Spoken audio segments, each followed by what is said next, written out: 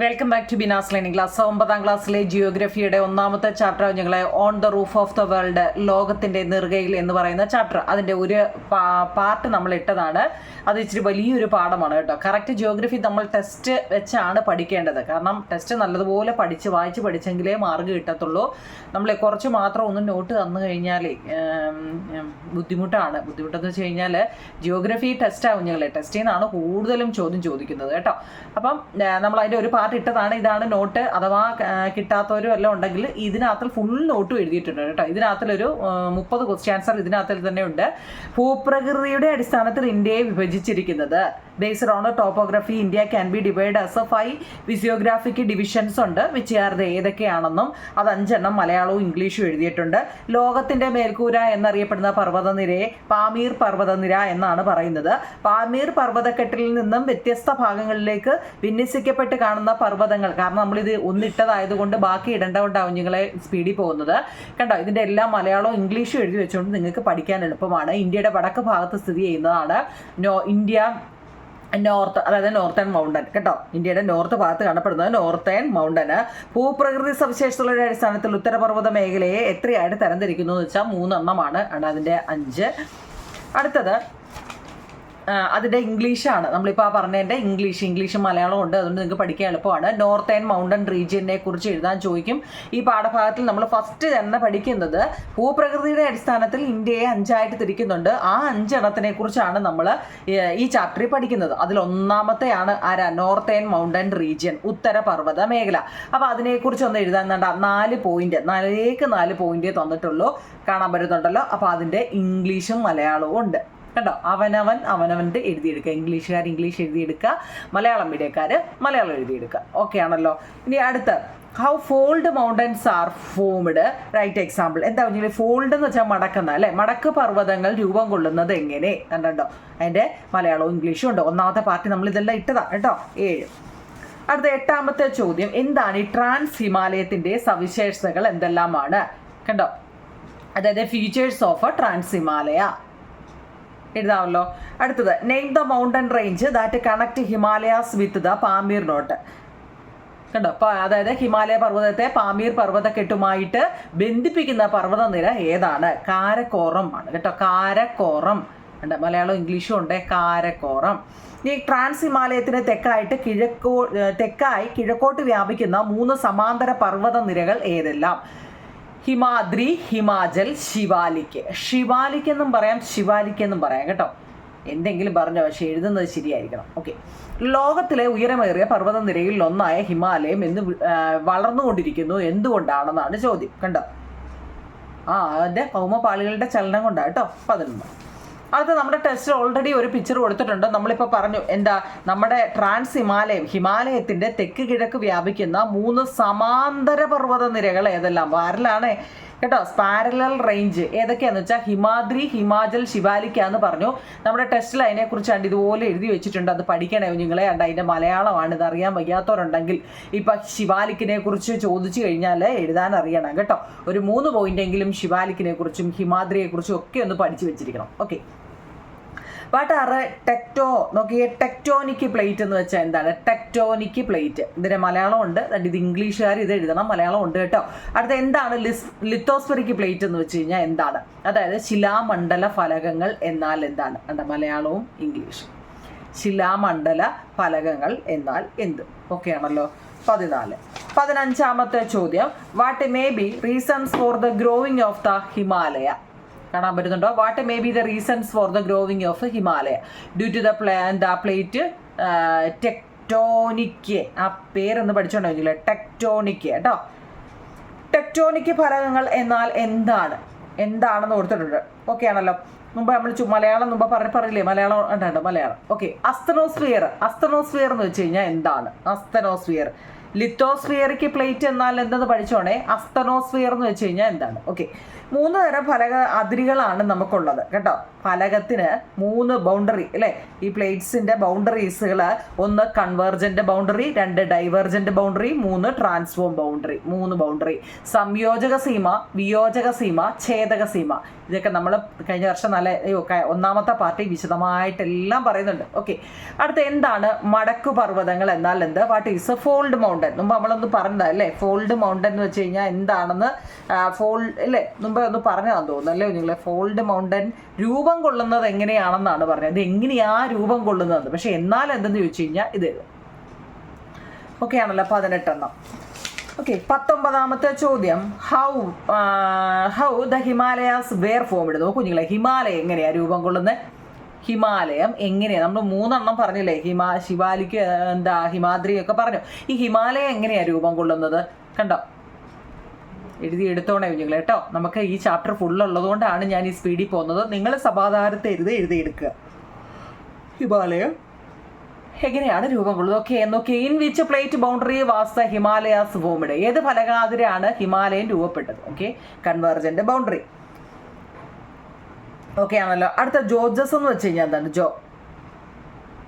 Gorges അല്ലേ, G അല്ലേ കുഞ്ഞുങ്ങളെ. അപ്പൊ ഗോർജസ് എന്താണ്? അതായത് ഗിരികന്ധരങ്ങൾ എന്നാൽ എന്താണ്? നോക്കിയേ, ആഴമേറിയതും ചെങ്കുത്തായ വശങ്ങളോട് കൂടിയതുമായ നല്ല ആഴം. നമ്മൾ പറയത്തില്ലോ കൊക്ക അല്ലേ, നമുക്കറിയാവുന്ന പാടെന്തോ താഴോട്ടുണ്ടെങ്കിൽ അയ്യോ അത് ഭയങ്കര കൊക്ക ഇല്ലയോ, ഭയങ്കര കൊക്കയിലോട്ട് പോകുക എന്ന് പറയത്തില്ലേ, ആ കൊക്ക. ആഴമേറിയതും ചെങ്കുത്തായ വശങ്ങളോട് കൂടിയതുമായ താഴ്വരയാണ് ഗിരികന്ധരങ്ങൾ. ഇനി നിങ്ങൾ അവിടെ നിന്ന് പറയണം എന്താ? ഓ അത് ഗോർജസ് ആണ് അല്ലേ, ഗോർജസ് എന്ന് പറഞ്ഞല്ലേ. What you mean by the എന്താ orogenic? What you mean by the oro? It means mountain building. അടുത്ത which 2 plates collided to form the Himalayas? ഹിമാലയം രൂപപ്പെടാൻ കാരണമായ 2 ഫലകങ്ങൾ ഇന്ത്യൻ പ്ലേറ്റ്സും എന്താ യുറേഷ്യൻ പ്ലേറ്റ്സുമാണ് കേട്ടോ. അത് ചോദിക്കുക കേട്ടോ, വളരെ ഇമ്പോർട്ടൻ്റ് കേട്ടോ. 1 വേർഡ് ക്വസ്റ്റ്യൻ ഒക്കെ ഇതിനകത്തിൽ ഒരുപാട് വരുന്നുണ്ടോ നിങ്ങൾ കേട്ടോ. ഞാൻ അതുകൂടെ അങ്ങ് ആഡ് ചെയ്ത് തരുക കേട്ടോ. 1ഉം 2ഉം 3യുടെ മാർക്ക് എല്ലാം കൂടാണ്. Which is the northern most part of the northern mountain range? കണ്ടോ, ഇത് ഞാൻ സ്പീഡിൽ പോകുന്നു വെച്ച് കഴിഞ്ഞാൽ നമുക്ക് മറ്റേത് പഠിക്കണ്ടേ, ബാക്കി പഠിക്കണ്ടേ. ഇതൊക്കെ ഓൾറെഡി എനിക്ക് തോന്നുന്നു എൻ്റെ കുഞ്ഞുങ്ങളെല്ലാം ഇല്ലേ എൻ്റെ ക്ലാസ് ഓരോന്ന് ഇടുന്നതും അന്നേരം എഴുതി പഠിക്കുന്നുണ്ടെന്നാണ് എൻ്റെ ഒരു വിശ്വാസം. കമൻറ്റിൽ നിങ്ങൾ അങ്ങനെ എന്നോട് പറയുന്നത് ഉള്ളതാണോ എന്ന് എനിക്കറിയില്ല, കാരണം ഓൺലൈൻ ആയതുകൊണ്ടേ ഇല്ലേ. ഓഫ്ലൈനായിരുന്നേ ഞാൻ പൊക്കിയത് കേട്ടോ. ഇത് പഠിച്ചോ ഇല്ലയോ എന്ന് ഞാൻ എല്ലാ ശനിയാഴ്ചയും വൈകിട്ട് ഞാൻ റിവിഷൻ നടത്തും കേട്ടോ. ഇവിടെ അങ്ങനെയൊക്കെ ഉണ്ട്. ഓക്കെ നോക്കി, ലോകത്തിലെ 2ാമത്തെ ഉയരമേറിയ കൊടുമുടി നോക്കിയേ ഏതാണ്? മൗണ്ട് K2 കേട്ടോ, ഗോഡ്വിൻ ഓസ്റ്റിൻ. ചുരങ്ങൾ എന്നാൽ എന്ത്? ഓക്കെ, 30 എണ്ണമാണ് നമ്മൾ തന്നിരിക്കുന്നത്. ഇനിയുള്ളതാണ് നമ്മൾ അറിഞ്ഞിരിക്കേണ്ടത്. 31ാമത്തെ തൊട്ട് നമുക്ക് പഠിക്കാം. ഓക്കെ ആണല്ലോ ഇത്രയും? ഓക്കെ, അപ്പൊ നോക്കി കുഞ്ഞുങ്ങളെ, 30ാമത്തെ ചോദ്യം. What are passes? Right an example. കാണാൻ പറ്റുന്നുണ്ടല്ലോ, നമ്മൾ പഠിച്ചു എന്താണ് ചുരങ്ങൾ എന്ന് പഠിച്ചു. അപ്പൊ അതിനെക്കുറിച്ചാണ് ഇനി നമ്മൾ പഠിക്കാൻ പോകുന്നത്. മലയാളവും ഇംഗ്ലീഷും ഉണ്ട്. What are passes? Passes are the comparatively easier natural passages in the mountainous terrains. Banihal pass, ആ പേരൊക്കെ ഒന്ന് പഠിച്ചു വെച്ചേക്കണേ കേട്ടോ. Banihal pass across the Pir Panjal range the connect Jammu and the Kashmir Valley. എവിടെ മുതൽ ബനീഹർ പാസ് എന്ന് പറയുന്നത് എവിടെ മുതൽ എവിടെ വരെയാണെന്നാണ് കേട്ടോ. അതൊന്ന് പഠിച്ചു വെച്ചേ. നോക്കൂ നിങ്ങളിവിടെ പർവ്വതനിരകൾ മുറിച്ചു കടക്കാൻ സഹായകമായ സ്വാഭാവിക ഇടങ്ങളെയാണ് നമ്മൾ ചുരങ്ങൾ എന്ന് പറയുന്നത്. ഇപ്പം നമ്മൾ പറഞ്ഞതാ അല്ലേ, എന്താണ് ചുരങ്ങൾ എന്ന് നമ്മൾ പറഞ്ഞതാ. എന്തൊക്കെയാണ് ലാസ്റ്റ് നമ്മൾ പറഞ്ഞു നിർത്തിയതാ അല്ലേ. എന്താ കുഞ്ഞുങ്ങളെ ചുരങ്ങൾ എന്ന് വെച്ച് കഴിഞ്ഞാൽ എന്തായിരുന്നു? നമുക്ക് ഈ വലിയ വളവുകളൊക്കെ ഉണ്ടല്ലോ അല്ലേ, പർവ്വത നിരകൾ മുറിച്ചു കടക്കാൻ വേണ്ടി സഹായകരമായ ഇടങ്ങളെയാണ് ചുരങ്ങൾ എന്ന് പറയുന്നത്. പർവ്വതങ്ങളുടെ ഇരുവശങ്ങൾ, ഈ വലിയ പർവ്വതങ്ങളുടെ ഇരുവശങ്ങൾ തമ്മിൽ ബന്ധിപ്പിച്ച് ഗതാഗതം സാധ്യമാക്കുന്നത് പർവ്വതങ്ങളിലെ ചുരങ്ങളാണ് കേട്ടോ. പർവ്വതങ്ങളിലെ ചുരങ്ങളാണ്. അത്രയും പഠിച്ചു വെച്ചേക്കണേ. ഒരു എക്സാമ്പിൾ ചോദിച്ചു കഴിഞ്ഞാൽ എന്താണ്? ബനീഹൽ പാസ് കേട്ടോ. BANIHAL pass. ഓക്കെ ആണല്ലോ. അടുത്തത്, what are the Himalayan river water rich year round? ഈ ഹിമാലയൻ നദികൾ വർഷം മുഴുവൻ ജലസമൃദ്ധമായി ഇരിക്കാൻ കാരണം എന്താണ്? ഹിമാലയൻ നദികൾ വർഷം മുഴുവൻ ജലസമൃദ്ധമായിരിക്കാൻ കാരണം എന്താണ്? They are perennial rivers They are either fed by the glaciers from the mountains or by the heavy rainfall. മഴയിൽ നിന്നും മഞ്ഞുരുകിയും ജലം ലഭിക്കുന്നതിനാൽ ഇവ വർഷം മുഴുവൻ നീരൊഴുക്കുള്ള നദികളാണ്. ഇത് എന്നും മഴയുണ്ടോ നിങ്ങളെ? മഴയിൽ നിന്നും മഞ്ഞുരുകിയും, മഴയിൽ നിന്നും കിട്ടുന്നുണ്ട്, പിന്നെയോ മഞ്ഞുരുകിയും ജലം, അങ്ങനെയൊക്കെ ജലം ലഭിക്കുന്നതിനാൽ വർഷം മുഴുവൻ അവിടെ എന്തുണ്ട്? ഒഴുക്കുണ്ട് കേട്ടോ. ഊറ്റുണ്ട് എന്നൊക്കെ നമ്മൾ പറയത്തില്ലേ, ഊറ്റിളകി വരുന്നു, നീരൊഴുക്ക് എന്നൊക്കെ നമ്മൾ പറയുന്നുണ്ട് കേട്ടോ. അങ്ങനെയുള്ള നീരൊഴുക്കുള്ള നദികളാണ് കേട്ടല്ലോ. ഇനി right short not about Kashmir tourism. നോക്കൂ നിങ്ങളെ, കാശ്മീർ ടൂറിസത്തിനെ കുറിച്ച് ചെറിയൊരു നോട്ട് നിങ്ങൾ തയ്യാറാക്കാനാണ് നിങ്ങളുടെ ടെസ്റ്റ് എന്ന് പറഞ്ഞിരിക്കുന്നത്. നോക്കിക്കേ, Srinagar situated on the banks Dal lake and important tourist and commercial centre. The shikara boat and floating markets are the hallmarks of Kashmir tourism. Mars get covered under snow during winter. The region attracts tourists for winter games such as skating ഉണ്ടല്ലോ, അതുപോലുള്ള skiing കേട്ടോ. അതായത് കാശ്മീർ ടൂറിസത്തെക്കുറിച്ച് ദാൽ തടാകത്തിൻ്റെ കാശ്മീർ തടാകത്തെക്കുറിച്ച് കാശ്മീർ ടൂറിസത്തിൽ ദാൽ തടാകത്തിൻ്റെ പ്രാധാന്യം എന്താണെന്നാണ് നമ്മളോട് ചോദിച്ചത്. ഇവിടെ കാശ്മീർ ടൂറിസത്തെക്കുറിച്ചാണ് ചോദിച്ചേക്കുന്നത് അല്ലേ. ഇംഗ്ലീഷ് മീഡിയത്തിൻ്റെ ഒക്കെ നോക്കുന്നത് കാശ്മീർ ടൂറിസത്തെക്കുറിച്ചാണ്. ഓക്കെ, നോക്കിക്കേ, അതിനകത്തിൽ അത് കാശ്മീർ ടൂറിസത്തെക്കുറിച്ച് ചോദിക്കുമ്പോൾ അതങ്ങ് എഴുതിക്കോണം കേട്ടോ. അത് എഴുതിക്കോണം കുഞ്ഞുങ്ങളെ. അതിനകത്തുള്ളൊരു ദാൽ തടാകം എന്ന് പറയുന്നൊരു തടാകമുണ്ട് കേട്ടോ. അതായത് പ്രധാന ശുദ്ധജല തടാകമാണിത്. ഈ തടാകത്തിൻ്റെ കരയിലാണ് ശ്രീനഗർ പട്ടണം സ്ഥിതി ചെയ്യുന്നത്. കാശ്മീരിലെ ഒരു പ്രധാന വിനോദസഞ്ചാര വാണിജ്യ കേന്ദ്രം കൂടിയാണിത്. ദാൽ തടാകത്തിലെ ശികാര തോണികളും ഫ്ലോട്ടിംഗ് മാർക്കറ്റുകളും, ഈ തോണിയിലെ വിപണികൾ വള്ളത്തിലൊക്കെ കൊണ്ട് വിൽക്കുമല്ലോ, അതിനാണ് എന്താ ഫ്ലോട്ടിംഗ് മാർക്കറ്റുകളെന്ന് ഉദ്ദേശിക്കുന്നത് കേട്ടോ. കാശ്മീർ ടൂറിസത്തിൻ്റെ മുഖമുദ്രകളാണ്. കാശ്മീർ ടൂറിസത്തെക്കുറിച്ച് ചോദിച്ചാൽ ഇതൊക്കെ ദാലും അതിനകത്ത് വരുന്ന കേട്ടോ. എന്താണ്? പ്രധാന ശുദ്ധജല തടാകമാണ്. നമ്മുടെ കേരളത്തിൻ്റെ ശുദ്ധജല തടാകം ഏതാ കുഞ്ഞുങ്ങളെ? ഏതാ? ശാസ്താംകോട്ടക്കായൽ. പ്രധാന ശുദ്ധജല തടാകം. ഈ തടാകത്തിൻ്റെ കരയിലാണ് ശ്രീനഗർ പട്ടണം സ്ഥിതി ചെയ്യുന്നത്. കാശ്മീരിലെ ഒരു പ്രധാന വിനോദസഞ്ചാര വാണിജ്യ കേന്ദ്രം കൂടിയാണ്. ദാൽ തടാകത്തിലെ ശിക്കാര തോണികളും ഫ്ലോട്ടിംഗ് മാർക്കറ്റുകളും, അതായത് തോണിക്കകത്ത് കൊണ്ടുനടന്ന് വിൽക്കുന്നതാണ് കേട്ടോ, കാശ്മീർ ടൂറിസത്തിൻ്റെ മുഖമുദ്രകളാണ്. Name the important river in Himalaya region. ഹിമാലയത്തിലെ പ്രധാന നദികളാണ്. പേര് നോക്കണേ കുഞ്ഞുങ്ങളെ. ചിനാബ്, രവി, ബിയാസ്. ബീൻസ് ഒന്നും പറയല്ലേ, ബിയാസ് കേട്ടോ. ഹിമാലയത്തിലെ പ്രധാന നദികളാണ് ചിനാബ്, രവി, ബിയാസ് കേട്ടോ. ഇനി name the mountain range in Himalaya regions. ഹിമാലയത്തിലെ പർവ്വതനിരകൾ ഏതെല്ലാം? ഹിമാലയത്തിലെ പർവ്വതനിരകൾ ഏതെല്ലാം? മൗണ്ടൻ റേഞ്ച് ഏതൊക്കെയാണ്? ദൗളാദർ, പീർ പഞ്ചാൽ. ദൗളാദറും കോമയുണ്ടല്ലേ, ദൗളാദറും ആൻഡ് പീർ പഞ്ചാലും കേട്ടോ, രണ്ടെണ്ണം, അതൊരു കോമ വേണം അവിടെ. And okay. Name the fresh water lakes found in Himalaya region.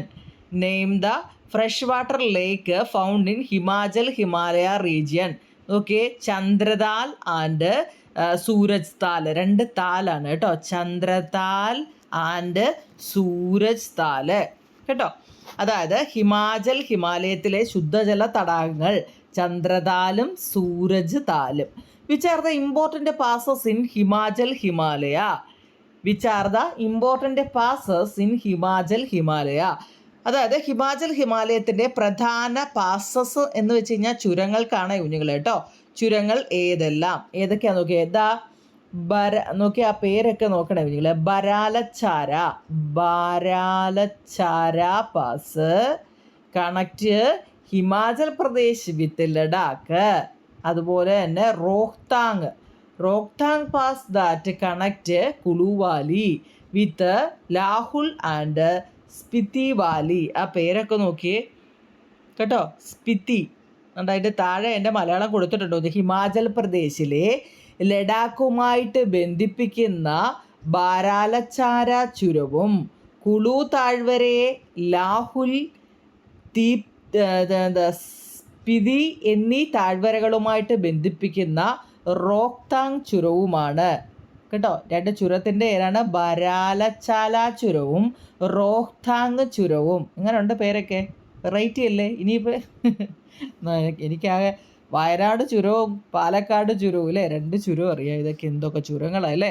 Himachal പ്രദേശിലെ ലഡാക്കുമായിട്ട് ബന്ധിപ്പിക്കുന്ന ബാരാലച്ചാല ചുരവും കുളു താഴ്വരയെ ലാഹുൽ, സ്പിതി എന്നീ താഴ്വരകളുമായിട്ട് ബന്ധിപ്പിക്കുന്ന റോഹ്താങ് ചുരവുമാണ്. ഹിമാചൽ പ്രദേശിലെ രണ്ട് ചുരങ്ങൾ, 3 മാർഗം കേട്ടോ. അടുത്ത എന്താണ് മർഗുകൾ എന്നാൽ എന്താണ്? മർഗുകൾ, മഗ്ഗെന്നൊന്നും എഴുതി വെക്കല്ലേ കുഞ്ഞിലെ. What are margs? What examples? Margs are meadows formed along the mountain slopes during the summer season. സോംമർഗും ഗുൽമർഗും. കേട്ടോ, എന്ന് വെച്ചാൽ എന്താണ് മർഗുകൾ? പർവ്വതച്ചരിവുകളിൽ, നോക്കണേ കുഞ്ഞിലെ, പർവ്വതച്ചരിവുകളിൽ വേനൽക്കാലങ്ങളിൽ രൂപപ്പെടുന്ന പർവ്വതങ്ങളുണ്ടല്ലോ. ഇപ്പോൾ നമ്മൾ കുറേ പർവ്വതങ്ങളെക്കുറിച്ച് പറഞ്ഞു. ഈ ചരിഞ്ഞ് കിടക്കുന്ന ഈ പർവ്വത ചരിവുകളിൽ നല്ല ഉണക്ക് കാലമാകുമ്പോൾ രൂപപ്പെടുന്ന പുൽമേടുകൾക്കാണ് മർഗുകൾ എന്ന് പറയുന്നത്. നല്ല ഉണക്കാവുമ്പോൾ കിളിച്ച് വരുന്നതാണ് ഇത് കേട്ടോ. അതിന് പറയുന്നതാണ് മർഗുകൾ. ഇത് 2 എക്സാമ്പിൾ ചോദിച്ചു കഴിഞ്ഞാൽ സോൺമർഗും ഗുൽമർഗും. സോൺമർഗും ഗുൽമർഗും, 2 പിള്ളേരില്ലേ, സോൺമർഗും ഗുൽമർഗും. നല്ല പേരല്ലേ കുഞ്ഞികളല്ലേ. Find out the important glaciers of the Kashmir Himalaya. കാശ്മീർ ഹിമാലയത്തിൻ്റെ പ്രധാന ഹിമാനികൾ, ഗ്ലേസിയേഴ്സുകൾ ഏതൊക്കെയാണെന്ന് നോക്കിയേ. സിയാച്ചിനും ബോൾട്ടോറോ. ആ പേരൊക്കെ നോക്കിയേ, ബോൾട്ടോറോ എന്നാ. സിയാച്ചിനും ബോൾട്ടോറും കേട്ടോ. Important glaciers of Kashmir Himalaya. കാശ്മീർ ഹിമാലയത്തിൻ്റെ പ്രധാന ഹിമാനികളാണ് സിയാച്ചിനും ബോൾട്ടോറോ. ആ പേര് കൊള്ളാം, എല്ലാം നല്ല വെറൈറ്റി പേരാണ്. അടുത്ത, which glacier is known as the world highest battle field? അത് നോക്കിക്കേ. ലോകത്തിലെ ഏറ്റവും ഉയരത്തിൽ സ്ഥിതി ചെയ്യുന്ന ബാറ്റിൽ ഫീൽഡ്, യുദ്ധഭൂമി എന്ന് വിശേഷിപ്പിക്കുന്ന ഹിമാനി ഗ്ലേസിയേഴ്സ്. ഗ്ലേസിയർ എന്ന് വെച്ചാൽ ഹിമാനി എന്നാണ് കുഞ്ഞുങ്ങൾ കേട്ടോ.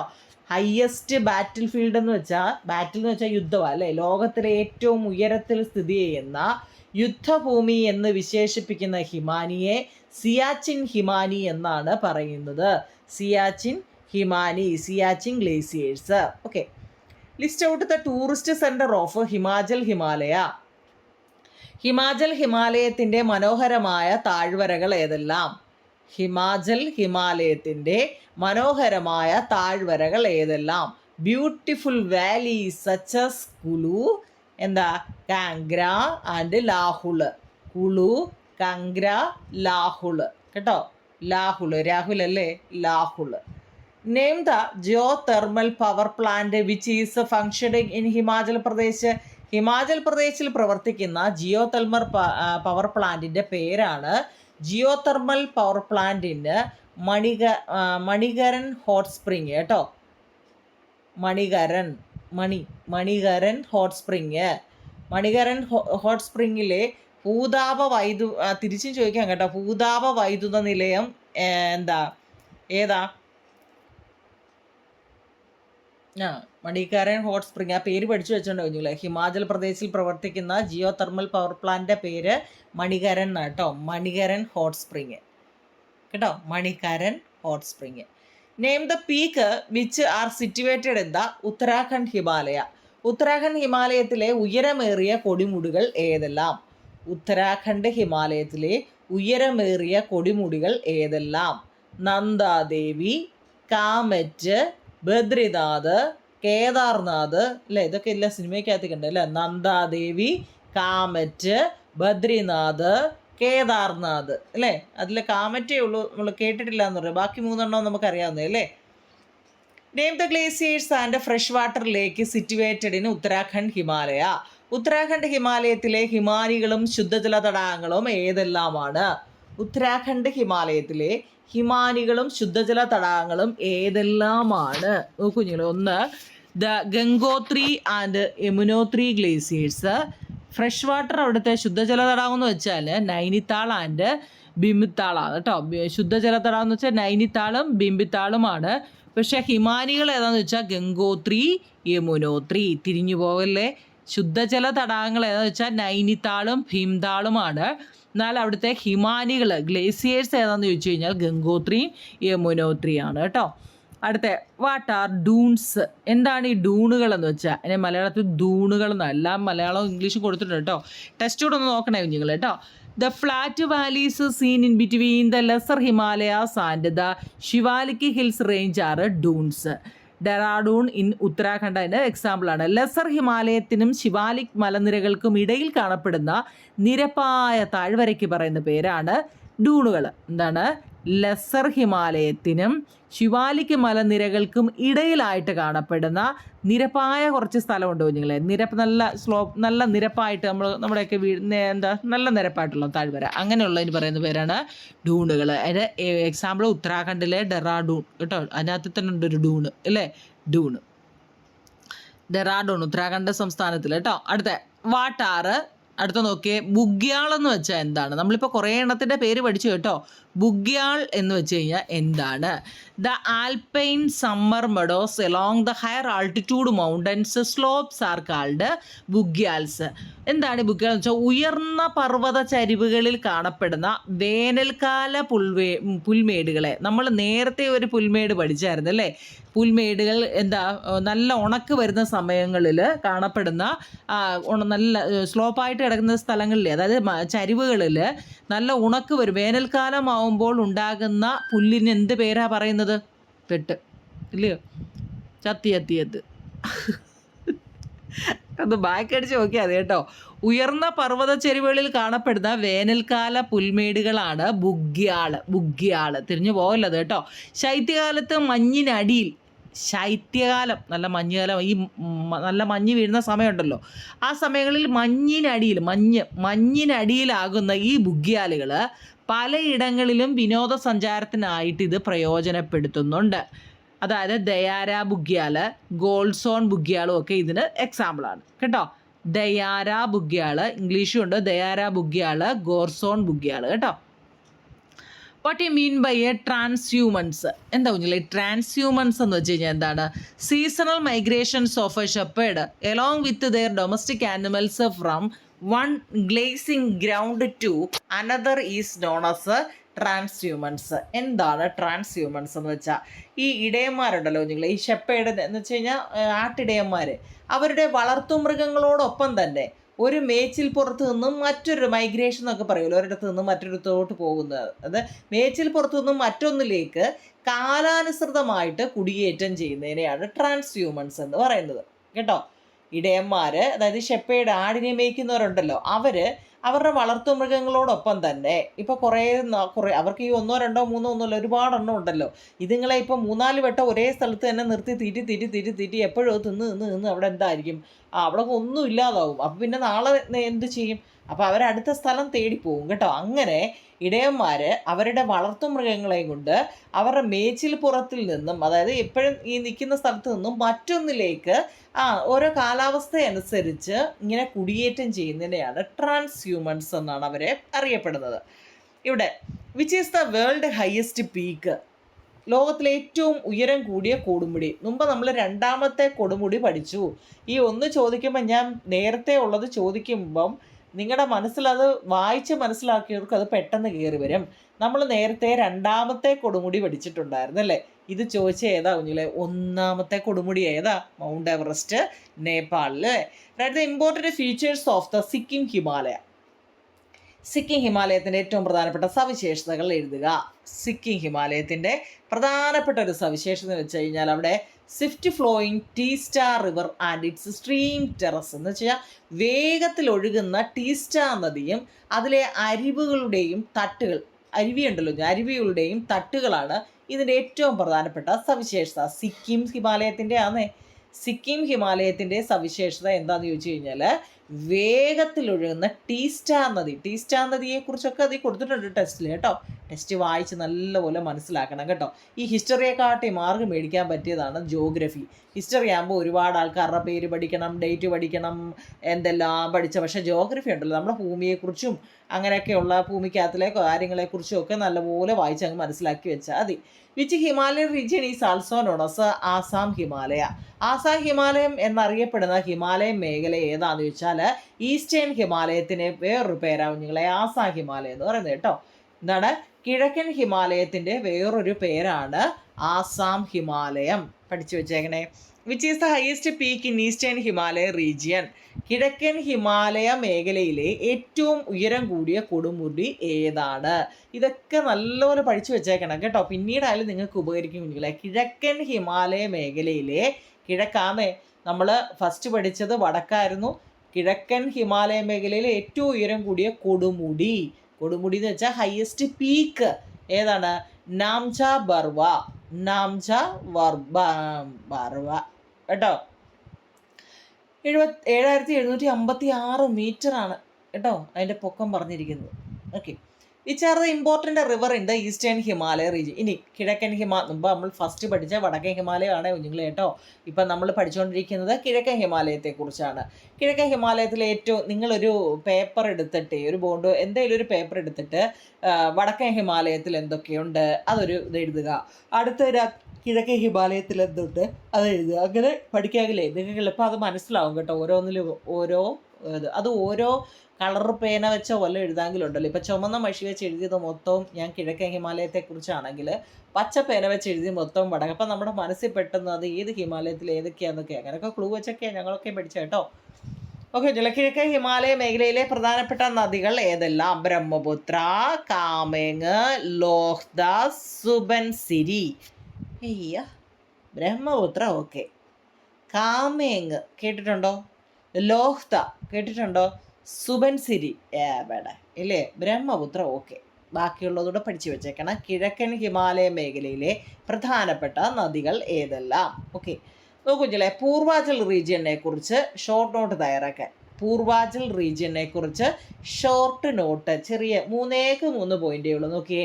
The Himalaya mountain hills having an average elevation from 500 to 3000 metre above mean sea level are known as Purvachal hills.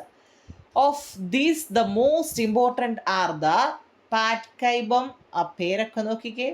പാറ്റ്കൈബം, the Naga hills, the Mizo hills and Manipur hills. അടുത്ത Cherrapunji and Mawsynram located here receive the highest rainfall in the world. ഒരുപാട് one word question ഇതിനകത്ത് തന്നെ ഉണ്ട് കേട്ടോ. ഈ പഠിക്കുമ്പോൾ ആ one word പഠിക്കണേ. ഞാൻ എല്ലാ വർഷവും ഇത് ഇപ്പം 5, 6, 7, 8 ഫുൾ നോട്ട് നമ്മുടെ ചാനലിലുണ്ട് കുഞ്ഞുങ്ങളെ. നിങ്ങളുടെ ആരെങ്കിലും റിലേറ്റീവോ ഇളയതോ മൂത്തതോ ആരെങ്കിലും ഒക്കെ ഉണ്ടെങ്കിൽ നോട്ടൊന്ന് അയച്ചു കൊടുത്തേക്കണേ കേട്ടോ. നമ്മളെ കൊണ്ടാവുന്ന നമുക്ക് ചെയ്തു കൊടുക്കണം കേട്ടോ.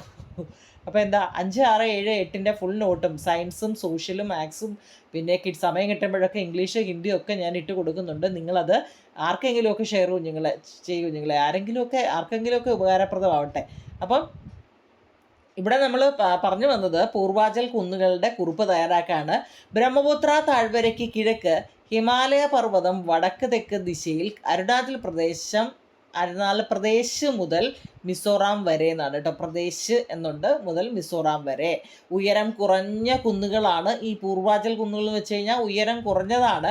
സമുദ്രനിരപ്പിൽ നിന്നും 500 മുതൽ 3000 മീറ്റർ വരെയാണ് ഉയരം അല്ലേ. ഫസ്റ്റ് എന്തായിരുന്നു? ഹിമാചൽ. ഓക്കെ, 3000 മുതലാണ് തിരിച്ചാണ് ഞാൻ എഴുതി അല്ലേ. ഇവിടെ നോക്കൂ, ഞാൻ ബ്രഹ്മപുത്ര താഴ്വരയ്ക്ക് കിഴക്ക് ഹിമാലയ പർവ്വതം, ആ ഒരു പോയിന്റ് ഇവിടെ ഞാൻ എഴുതിയായിരുന്നു, അത് ഞാൻ എഴുതിയില്ലേ അല്ലേ. ഉയരം കുറഞ്ഞ കുന്നുകൾ, നിങ്ങൾ ഈ 3 എഴുതിയാൽ മതി. ഉയരം കുറഞ്ഞ കുന്നുകളാണ്. സമുദ്രനിരപ്പിൽ നിന്നും 500 മുതൽ 3000 മീറ്റർ വരെ ഉയരമുണ്ട്. പട്ടായ്ബും നോക്കിയേ, പട്കായ്ബും നാഗാ കുന്നുകൾ, മിസോ കുന്നുകൾ, മണിപ്പൂർ കുന്നുകൾ എന്നിവയാണ് ഇവിടുത്തെ പ്രധാനപ്പെട്ടവ. എഴുതിക്കോണേ. ലോകത്തിൽ ഏറ്റവും കൂടുതൽ മഴ ലഭിക്കുന്ന ചിറാപുഞ്ചി, ഓർത്തു വച്ചേക്കണേ. ലോകത്തിൽ ഏറ്റവും കൂടുതൽ മഴ ലഭിക്കുന്നത് എവിടെ? ചിറാപുഞ്ചി, മൗസിൻഡ്രം എന്നീ പ്രദേശങ്ങളും ഇവിടെയാണ് സ്ഥിതി ചെയ്യുന്നത്. ഏത് കുന്നിലാണെന്നറിയാമല്ലോ? നദികൾ മുറിച്ചു കടക്കുന്നതിനായി മരങ്ങളുടെ വേരുകൾ ചേർത്ത് നിർമ്മിക്കുന്ന പാലങ്ങളാണ്, അതായത് റൂട്ട് ബ്രിഡ്ജ് എന്ന് പറയും, ഇവിടെ ഉപയോഗിക്കുന്നത്. നദികൾ മുറിച്ച് കടക്കണമെന്നുണ്ടെങ്കിൽ ഇവിടെ കൂറ്റം പാലങ്ങളാണ് ഇവിടെ അല്ലേ. അവിടെ എന്താന്ന് നോക്കിയാൽ മരങ്ങളുടെ വേരുകൾ ചേർത്ത് നിർമ്മിക്കുന്ന പാലങ്ങളാണ് അവിടെ ഉള്ളത്. അടുത്ത നെയിം ദ ഹിമാലയൻ റിവറുകൾ. നോക്കൂ നിങ്ങളെ, ഹിമാലയൻ നദികളുടെ പേര് ഇൻഡസ് എന്ന് വെച്ചാൽ സിന്ധു ആണേ, ഗംഗ, ബ്രഹ്മപുത്ര. സിന്ധു, ഗംഗ, ബ്രഹ്മപുത്ര. ഇൻഡസ്, ഗംഗ, ബ്രഹ്മപുത്ര. അടുത്ത ഹിമാലയൻ റിവർ ആറ് ഫ്ലഡ് പ്രോൺ ഇവർ ഡ്യൂറിങ് സമ്മർ. ഹിമാലയൻ നദികൾ വേനൽക്കാലത്ത് പോലും വെള്ളപ്പൊക്ക സാധ്യതയുള്ളവയാണ്. എന്തുകൊണ്ട്? ഹിമാലയൻ നദികൾ വേനൽക്കാലത്ത് പോലും വെള്ളപ്പൊക്ക സാധ്യതയുള്ളവയാണ്. എന്തുകൊണ്ട്? As these rivers are rain fed and snow fed, they are perennial throughout the year.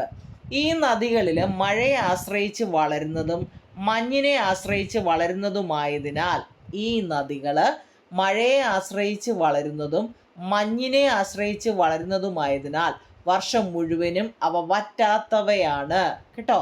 Water rich, ജലസമൃദ്ധമാണ്. അടുത്ത name the land forms created by Himachal rivers. V shaped valleys, gorges and waterfalls. കേട്ടോ, ഹിമാലയൻ നദികൾ സൃഷ്ടിക്കുന്ന ഭൂരൂപങ്ങൾ എന്തൊക്കെയാണ്? വി ആകൃതിയിലുള്ള താഴ്വരകളാണ്, മലയിടുക്കുകളാണ്, വെള്ളച്ചാട്ടങ്ങളാണ്. കേട്ടോ, അടുത്ത make table. നോക്കൂ കുഞ്ഞുങ്ങളെ, ഇത് നമ്മുടെ ടെസ്റ്റിലുണ്ട്, നോക്കിക്കോണേ. ഒരു ടേബിൾ റിലേറ്റഡ് നോക്കിയേ. ഹിമാലയൻ റിവറുകൾ നമ്മൾ പഠിച്ചു. ഹിമാലയത്തിന് 3 റിവറുകളുണ്ട്, പഠിച്ചു വെച്ചേക്കണേ കേട്ടോ. ഹിമാലയത്തിന് 3 റിവറുകളുണ്ട്. ഏതൊക്കെ നോക്കിയേ. ഒന്ന് ഇൻഡസ്, സിന്ധു, ഗംഗ, ബ്രഹ്മപുത്ര. കേട്ടോ, സിന്ധു, ഗംഗ, ബ്രഹ്മപുത്ര. അതിൻ്റെ ഇംഗ്ലീഷും ഉണ്ട് മലയാളവും ഉണ്ട്. ഹിമാലയൻ നദികളുടെ പട്ടിക എഴുതാൻ. കണ്ടോ, ഹിമാലയൻ നദികളുടെ പട്ടിക എഴുതാൻ. നോക്കൂ നിങ്ങൾ, ഇവിടെ നദികളുടെ ഉത്ഭവസ്ഥാനം സിന്ധു, ഗംഗ, ബ്രഹ്മപുത്ര.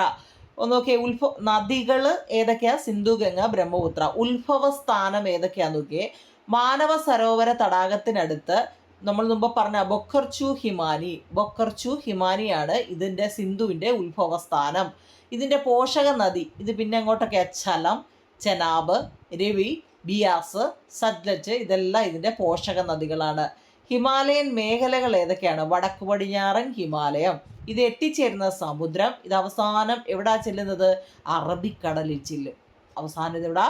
അറബിക്കടലിലാണ് നമ്മുടെ സിന്ധു നദി പോകുന്നത്. ഇനി അടുത്ത ഗംഗയോ? ഗംഗ ഇനി എങ്ങോട്ടൊക്കെയാണ് പോകുന്നില്ലയോ? ഗംഗയുടെ വീട്ടിൽ ചോദിച്ചറിയാം. ഗംഗോത്രി ഹിമാനിയിലെ ഗോമുഖ് എന്ന് പറയുന്നിടത്തു നിന്നാണ് ഗംഗയുടെ തുടക്കം. ഇതിൻ്റെ പോഷക നദി എന്ന് വെച്ചാൽ യമുന, ഘാഘര, ഖണ്ഡക്, കോസി. പിന്നെ എവിടൊക്കെയാ? ഉത്തരാഖണ്ഡ്, നേപ്പാൾ ഹിമാലയം. ഇതെവിടെ ചെന്ന് ചേരുന്നു? അവസാനം ബംഗാൾ ഉൾക്കടലിൽ ഗംഗ ചെല്ലുന്നു. ഇനി ബ്രഹ്മപുത്ര തുടങ്ങുന്നതോ? മാനസ സരോവര തടാകത്തിനടുത്തുള്ള ചെമയും മാനസ് ഹിമാനിയിൽ അല്ലേ. ഏതൊക്കെയാണ് ഇതിൻ്റെ പോഷക നദി? ദിബാങ്, ലോഹിത്, മാനസ്. എവിടെയാണിത്? കിഴക്കൻ ഹിമാലയം. ഇത് ലാസ്റ്റിൽ ചെല്ലുന്നത് ബംഗാൾ ഉൾക്കടലിൽ. കേട്ടോ, ബംഗാൾ ഉൾക്കടലിൽ. ഈ പറഞ്ഞത് തന്നെ കുഞ്ഞുങ്ങളെ ഇവിടെയും കൊടുത്തിരിക്കുന്നത് കേട്ടോ. ഇംഗ്ലീഷുകാർക്ക് ഇംഗ്ലീഷിൽ എഴുതിയെടുത്തോണം. ഞാൻ അതിനെ ആദ്യമേ മലയാളം വായിച്ചു തന്നത് കേട്ടോ. ബൊക്കാർച്ചു പേരൊക്കെ നോക്കിക്കേ.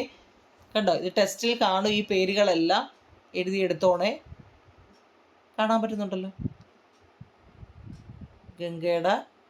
കേട്ടോ, എന്ത് ഡൗട്ട് ഉണ്ടെങ്കിലും നിങ്ങൾ ഈ മലയാളം പേര് നോക്കിയിട്ട് കേട്ടോ, മലയാളം താഴെ കൊടുത്തിട്ടുണ്ട്. അപ്പം നമുക്ക് ആ പേര് വായിക്കാൻ പറ്റും കേട്ടോ.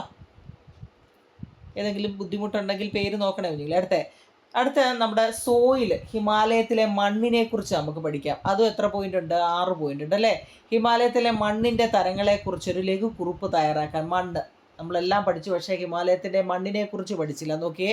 Mountain soils and forest soils are commonly seen in the Himalayan ടെറൈന്.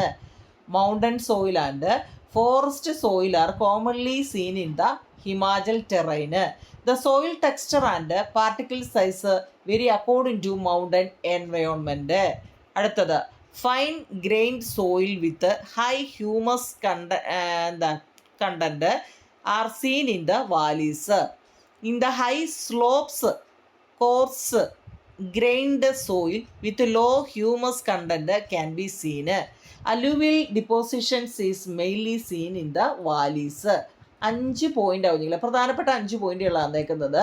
ഹിമാലയത്തിൻ്റെ മണ്ണിൻ്റെ തരങ്ങൾ നോക്കിയ ഹിമാലയൻ പ്രദേശങ്ങളിൽ മലമണ്ണും വനമണ്ണും സാധാരണയായിട്ട് അല്ലേ, ഹിമാലയൻ പ്രദേശങ്ങളിൽ നല്ല മലമണ്ണും വനമണ്ണും സാധാരണയായിട്ട് കാണപ്പെടുന്നുണ്ട്. പർവ്വത പരിസ്ഥിതി അനുസരിച്ച് മണ്ണിൻ്റെ ഘടനയ്ക്കും കണങ്ങളുടെ വലിപ്പവും വ്യത്യാസപ്പെടുന്നു. ഉയർന്ന അളവിൽ ഭാഗമായിട്ട് അടങ്ങിയിരിക്കുന്ന സൂക്ഷ്മമായ മണ്ണാണ് ഈ താഴ്വരയിൽ കാണപ്പെടുന്നത്. ഉയർന്ന ചരിവുകളിൽ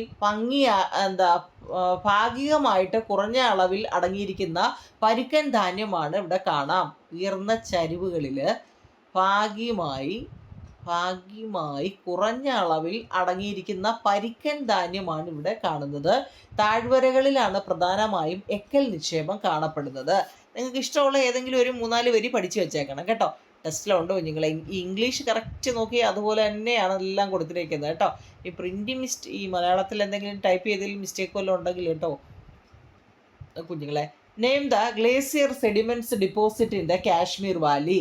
കാശ്മീർ താഴ്വരയിൽ അടിഞ്ഞുകൂടിയിരിക്കുന്ന ഹിമാനികളുടെ അവശിഷ്ടത്തിൻ്റെ പേര്. കാശ്മീർ താഴ്വര ഉണ്ടല്ലോ, അവിടെ കൂടിയിരിക്കുന്ന ഗ്ലേസിയേഴ്സ് അവശിഷ്ടങ്ങൾ, ഹിമാനികളുടെയൊക്കെ അവശിഷ്ടം വരും അല്ലേ. ഇതിൻ്റെയൊക്കെ പേരെന്ന് വെച്ചാൽ കാരേവാസ് എന്നാണ് കേട്ടോ. KAREWS, karewas. Which soil is ideal for saffron cultivation. നോക്കിക്കേ, കുങ്കുമപ്പൂ കൃഷിക്ക് അനുയോജ്യമായ മണ്ണ് ഏതാന്ന് ചോദിച്ചാൽ ഈ കാരേവാസ് ആണ്. അടിഞ്ഞുകൂടിയ ഈ എക്കൽ മണ്ണ്, ഈ മണ്ണുണ്ടല്ലോ, ആ മണ്ണ് എന്ത് നടാൻ നല്ലതാണെന്നാണ് പറഞ്ഞത്? കുങ്കുമപ്പൂ ഒക്കെ കൃഷി ചെയ്യാൻ നല്ലതാണ് കേട്ടോ. കാരണം ഹ്യൂമസ് സമ്പുഷ്ടമായ നേർത്ത മണ്ണാണത്. അതുകൊണ്ട് കാരേവാസ് എന്ന് ചോദിച്ചു കഴിഞ്ഞാൽ നല്ല ഹ്യൂമസ്, നല്ല എല്ലാം വന്ന് അടിഞ്ഞിരുന്ന സമ്പുഷ്ടമായ നേർത്ത മണ്ണാണത്. കുങ്കുമപ്പൂ കൃഷി ചെയ്യാൻ നല്ലതാണ്. Okay, what are the different factors which lead to regional variations in natural vegetation in the Himalayan terrain. Himalayan പ്രദേശത്തിലെ സ്വാഭാവിക സസ്യജാലങ്ങളിൽ പ്രാദേശിക വ്യതിയാനങ്ങൾക്ക് കാരണമാകുന്ന വ്യത്യസ്ത ഘടകങ്ങൾ എന്തൊക്കെയാണ്? Elevation, topography, soil type and climate അല്ലേ. എന്തൊക്കെയാ അവരുടെ ഇലവേഷൻ എന്ന് വെച്ചാൽ ഉയരം, ചുവട്ടിൽ നിന്ന് നമ്മൾ മേപ്പോട്ട് നോക്കുമ്പോൾ ഇലവേഷൻ ഉയരം, അതുപോലെ തന്നെ ടോപ്പോഗ്രഫി ഭൂപ്രകൃതി, സോയിലിൻ്റെ ടൈപ്പ് മണ്ണിൻ്റെ തരങ്ങളും, അതുപോലെ ക്ലൈമറ്റ് കാലാവസ്ഥ. അടുത്ത write short note on natural vegetation in the Himalayan terrain. നോക്കിയോ നിങ്ങൾ, അതും ഒരു 5 പോയിന്റ് ഉണ്ട് കേട്ടോ. Tropical evergreen vegetation is found in the eastern Himalayas and the north eastern hills. Vegetation type of the cold climate such as tundra region ഒക്കെ അറിയാമോ? Semi evergreen and deciduous forest are seen in the valleys and the lower mountain slopes. Coniferous trees, coniferous എന്ന് കേട്ടോ. Coniferous trees varieties such as, coniferous എന്ന് വെച്ചാൽ മുള്ളു പോലെ നിൽക്കുന്ന അറിയാമോ? Such as pine and deodar grow more along the mountain slopes. shrubs such as junipers and rhododendrons grow at higher altitude. 5 point ഉണ്ട്, അത് 5 പഠിക്കണം കേട്ടോ. ഹിമാലയൻ ടെറൈൻ നാച്ചുറൽ വെജിറ്റേഷൻ എങ്ങനെയാണെന്ന് അതൊക്കെ. In the highest altitude alpine meadows are seen. Himalayan പ്രദേശത്തിലെ പ്രകൃതിദത്ത സസ്യജാലങ്ങളെക്കുറിച്ച് ഒരു ചെറിയ കുറിപ്പ് തയ്യാറാക്കാനാണ്. കിഴക്കൻ ഹിമാലയത്തിലും വടക്ക് കിഴക്കൻ കുന്നുകളിലും ഉഷ്ണമേഖലാ നിത്യഹരിത സസ്യങ്ങൾ കാണപ്പെടുന്നുണ്ട്. ടുണ്ട്ര പോലുള്ള തണുത്ത കാലാവസ്ഥയിലെ സസ്യജാലങ്ങളാണ് അവിടെ. ടുണ്ട്ര റീജിയൻ അറിയാമോ നിങ്ങൾ? അവിടെ തണുപ്പായപ്പോഴും അല്ലേ. തണുത്ത കാലാവസ്ഥകളിലെ സസ്യജാലങ്ങളാണ്. താഴ്വരകളിലും താഴ്ന്ന പർവ്വത ചരിവുകളിലും നിത്യഹരിത വനങ്ങളും ഇലപൊഴിയും വനങ്ങളും ഒക്കെ അവിടെ കാണപ്പെടുന്നുണ്ട്. പിന്നെ പൈന്, ദേവദാരു തുടങ്ങിയ കോണിഫറസ് മരങ്ങൾ പർവ്വത ചരിവുകളിൽ കൂടുതലായിട്ടും വളരുന്നുണ്ട്. ജൂനിപ്പറുകൾ, റോഡോഡെൻഡ്രോണുകൾ തുടങ്ങിയവ കുറ്റിച്ചെടികളൊക്കെ അവിടെ ഉയരത്തിൽ വളരുന്നുണ്ട്. ഏറ്റവും ഉയർന്ന പ്രദേശങ്ങളിൽ ആൽപൈൻ പുൽമേടുകളും കാണപ്പെടുന്നുണ്ട് കേട്ടോ.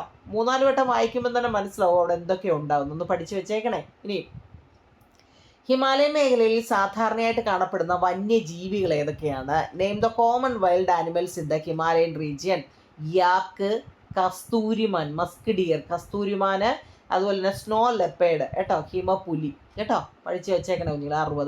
61 how wildlife are protected in the Himalayan terrain. ഏതൊക്കെ കുഞ്ഞില്ലേ? ഹിമാലയൻ ഭൂപ്രദേശങ്ങളിലെ വന്യജീവികളെ ബയോസ്ഫിയർ റിസർവുകളും ദേശീയ ഉദ്യാനങ്ങൾ, വന്യജീവി സങ്കേതങ്ങൾ എന്നിവയൊക്കെ അവിടെ സ്ഥാപിച്ചിട്ടുണ്ട് കേട്ടോ. അതിനെക്കുറിച്ചൊക്കെ നമ്മുടെ ടെസ്റ്റിൽ വിശദമായിട്ട് പറയുന്നുണ്ട് കേട്ടോ. ബയോസ്ഫിയർ റിസർവുകൾ, ദേശീയ ഉദ്യാനങ്ങൾ, വന്യജീവി സങ്കേതം എന്നിവയൊക്കെ അവിടെ സ്ഥാപിച്ചു. What are the different crops cultivated in the Himalayan region? നോക്കിയേ, ക്രോപ്സ് ലൈക്ലി പാടി, ലെഗുംസ് and potatoes during the rainy seasons, wheat and temperature fruits crops during the spring. Tea is a major crops along the mountain slopes and valleys eastern Himalayas. Himalayan മേഖലയിൽ കൃഷി ചെയ്യുന്ന വ്യത്യസ്ത വിളകൾ അല്ലേ ഏതൊക്കെയാണെന്ന് നോക്കിയേ. ഹിമാലയൻ നോക്കില്ല, ഹിമാലയൻ ഹിമാലയ ഇവിടെ പോയി. ഹിമാലയ മേഖലയിൽ കൃഷി ചെയ്യുന്ന വ്യത്യസ്ത വിളകൾ ഏതൊക്കെയാണ്?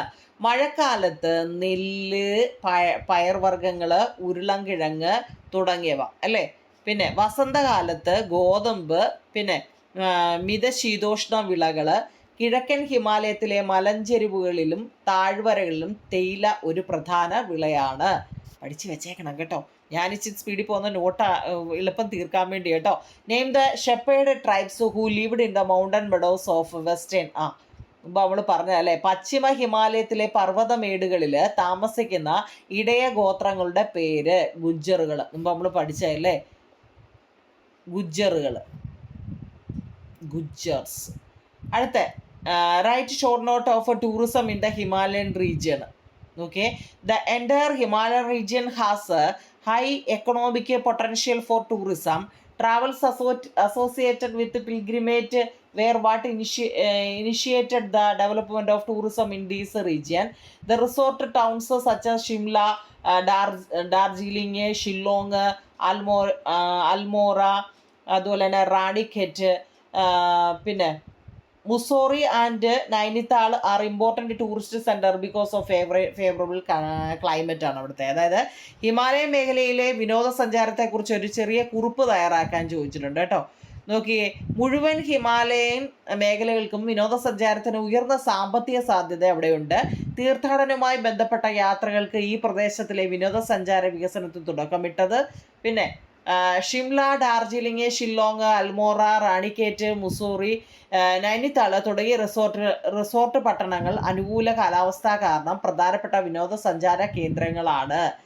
ഓക്കെ, നിങ്ങൾ ഇത്രയേ ഉള്ളൂ. നമ്മുടെ ചാപ്റ്റർ തീർന്നു കേട്ടോ. വിനോദസഞ്ചാര കേന്ദ്രങ്ങൾ വരെയൊക്കെ ഹിമാലയൻ മേഖലയിലെ വിനോദസഞ്ചാരത്തെക്കുറിച്ചൊരു ചെറിയ കുറിപ്പ് 6-7 പോയിൻ്റൊക്കെ ഞാൻ തന്നിട്ടുള്ളതൊക്കെ നിങ്ങളൊരു 4 പോയിൻ്റെങ്കിലും പഠിച്ചു വെച്ചേക്കണം. എൻ്റെ കുഞ്ഞുങ്ങളെ എനിക്ക് നല്ല വിശ്വാസമാണ് നിങ്ങളത് പഠിക്കുമെന്നുള്ളത്. അപ്പം ഈ ചാപ്റ്റർ ഇത്രയേ ഉള്ളൂ. നിങ്ങൾ വൃത്തിയായിട്ട് എഴുതിയെടുക്കണം കേട്ടോ.